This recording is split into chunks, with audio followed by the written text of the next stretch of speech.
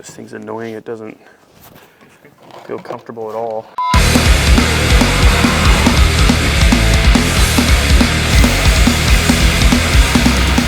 Okay, in the first episode, you guys saw we went ahead and pulled apart the Scion. Now we have this beautiful empty cab here.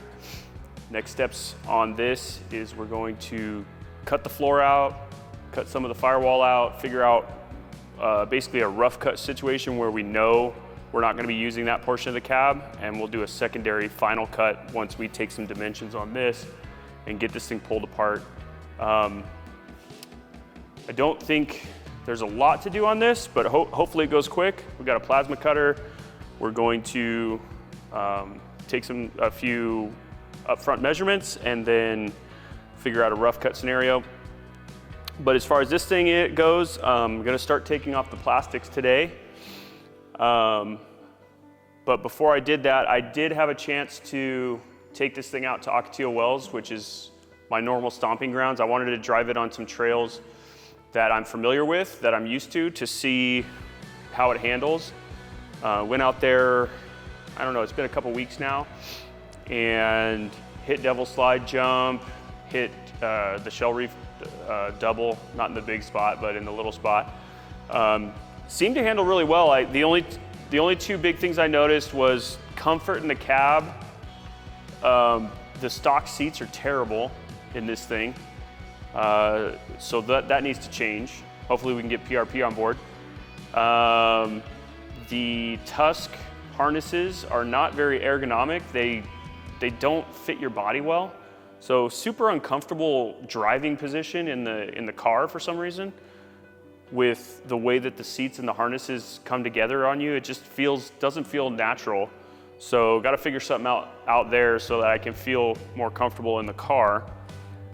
The other thing that stood out, there's about three things. One is ergonomics. Two is just the wind. I'm used to pre-runners, so the wind in your helmet and pushing, like I had a moto helmet on, so the visor was lifting up, but like at 80 miles an hour, if you are driving like this and you go ahead and put your neck up, it'll pull your head back, at 80 miles an hour, which is normal for an open, windshield car, and I'm sure, racers are used to that, but it's annoying to say the least. So one of the things that's going to obviously alleviate that part is the cabs going on with the windshield. So that pretty much eliminates that issue.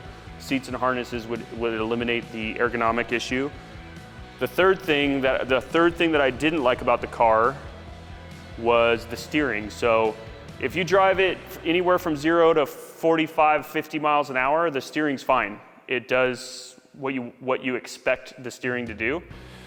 But if you get up in the 60, 70, 80 mile an hour range, and I don't know if it's just the big tires, maybe it doesn't do it with the stock tires, but basically you just feel like when you hit a bump at 70 miles an hour, the steering wheel doesn't go with the bump. It locks up and stops. And I just don't know if the stock steering box on this thing is powerful enough to handle either the tires or the UTV itself. I've never driven one with stock tires, so I don't know if it's a tire issue or not, but definitely want to upgrade the steering on this thing at some point. And Weller Racing makes a kit, but it's like $2,000. And that's pretty expensive for the money I want to try to throw into this thing, but I'm going to drive it with the stock steering for now, and in the long run, I might get in there and purchase an aftermarket steering box kit and try to get this thing to actually be smooth at high speeds. Some of the things I noticed about it that are good, first of all, the driving experience is amazing with the gears and the clutch. It's an amazing driving experience. It's so much fun. It's just straight up fun to drive this thing. The other good thing I realized was actually the stock suspension is pretty decent. So I went in there and I adjusted the rebound and the compression, basically maxed out the compression full stiff, and then in the front, I loosened up the rebound, try to get the front to pop. And in the rear, I tightened up the rebound to try to keep the bucking from happening. It seems like I went ahead and hit this jump lip out here with the suspension adjusted basically the best I can do it for stock setup. And it still bucks. On a short poppy lip, it still wants to buck. But on a long lip, like 60 miles an hour off Devil Slide, it seemed to fly straight. So I think it's just the type of jumps I'll be able to hit with this thing I'm gonna have to make sure that I take that into account. I'm not gonna be able to hit the short poppy lips. I think it's gonna want to buck. Unless I get some crazy long travel aftermarket suspension setup. So for now, I'm just gonna keep it the way it is, try to get this thing swapped, body swapped and all of that, and then I'll just evaluate from there. I'm sure it's gonna add weight. So shock-wise, if this cab is gonna add weight to the vehicle, there's no way around it. So spring rates are probably gonna be off. It's gonna be undersprung once the cab goes on. It'll probably be undersprung and it'll probably need stiffer springs at some point, but I just want to get it swapped and then kind of evaluate as I go from there. I don't want to just get into it too deep like right away. So we'll see how it goes, but I was actually pretty impressed with the stock suspension. I was able to go through whoops at a considerable rate. It's pretty good for out of the box Yamaha stock suspension. Actually, it's Fox shocks, but it does have dual rate springs. One thing I didn't adjust was I didn't adjust the preload from the factory, and I didn't adjust the crossover rings. So no adjustment on the crossover rings or the preload. All I did was use the clickers, the rebound and compression clickers, to get it kind of where I wanted it. But I'm impressed. It does, with full compression tightened down, it will take a G out pretty well. It's not uncomfortable.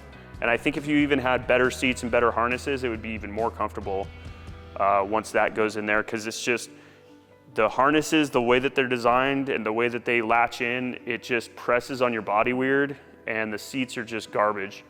I mean, they're basically, yeah, they snap in and the seats are garbage. It does feel a little unsafe with this stock cage on here, just because obviously you can see it's pretty chintzy. So it does, when you're going 80 miles an hour in this thing, you're pretty much on edge, because you're just, if you do have a high-speed rollover with this cage, this is gonna do nothing. So you're basically driving around at 80 miles an hour, and you have to be 100% on it so that you don't have an issue, because if you do, it's gonna be a bad day. So that was one thing that was a little bit nerve-wracking, just knowing that this thing is not gonna save you at those speeds. It will save you from a maybe 30 mile an hour rollover or 40, something like that.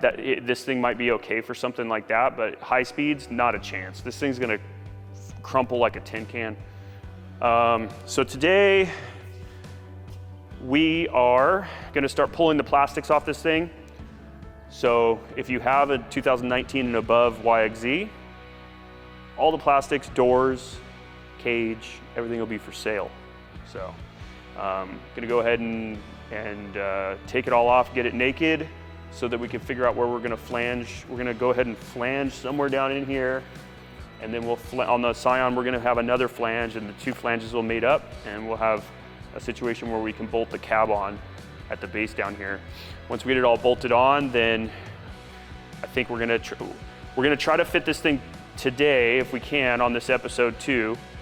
We're gonna try to get all the plastics off and use the lift and possibly slide the cab kind of where we want to put it, so we can kind of get an idea. So maybe by the end of today, we'll see, a relative look of what the car might look like. That's what I'm shooting for today.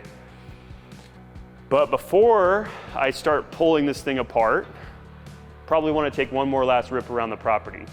So I'm gonna go ahead and do that right now, and then we'll get into a little bit later when we start pulling this thing apart. All right, time to take one more rip in this thing while it's in its stock condition. Enjoy it while it's this way, and then next time I drive this thing for real, it'll have the cab on.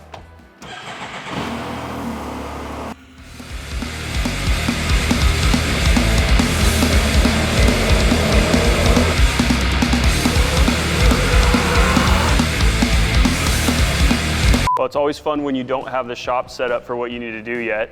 So we don't have a 220 plug that will work with the plasma cutter or a welder. So we have this underground wire set up for 220. And we have some adapters here that we're going to basically build a cable. So we have to build a cable before we can use our tools. Tools for tools.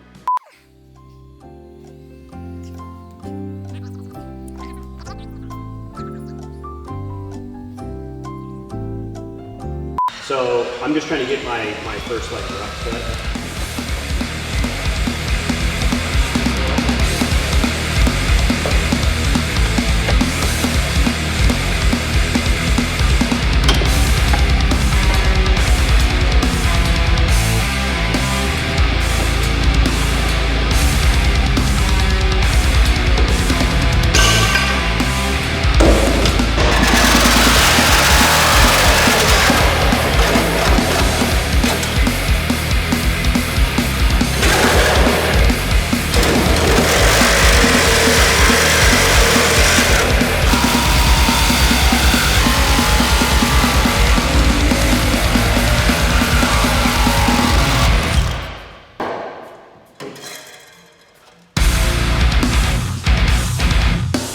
Tip I just figure out when you're doing your normal maintenance and you're swapping your Scion to your YXZ like everybody does all the time. Sometimes you have bolts that you want to keep. Use the little plastic dongles from the inside here. Put that on there, and boom, you're ready to go. You don't lose your bolt.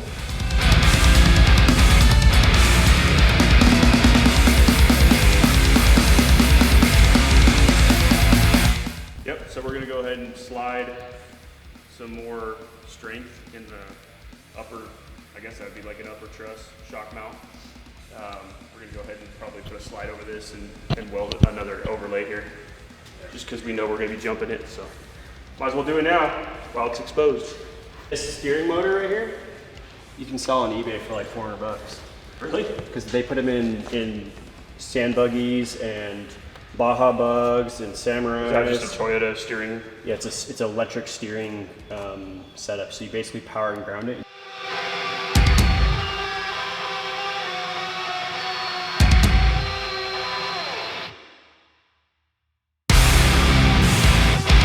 It's like a child's car seat.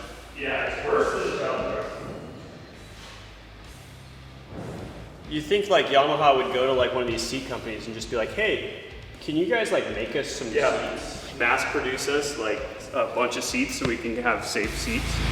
Finally.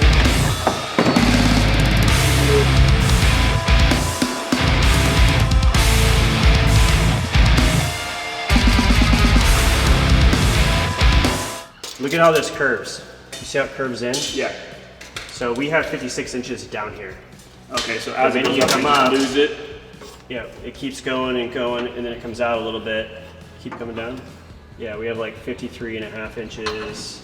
So what I was gonna propose though is if we could get that cage inside there to sit in here. Cut that out. That'd be sick. And this can come out, and that cage could actually sit in there. But that means the front of the car has to come back. This here could get cut, and a new bung could go in here for the cage. Okay, because we have length that's changing the further you come out, right? It changes back a little bit. Yeah. I'd like to measure off this, is what I'm getting at. Yeah, because we don't want to disrupt this node right here. No. 18-ish? Yeah, 18-ish. Okay, so we have 18 inches. Say it was 17? 18? 18 plus an inch and 3/4. You just try to figure out where that tube's gonna hit? Yes.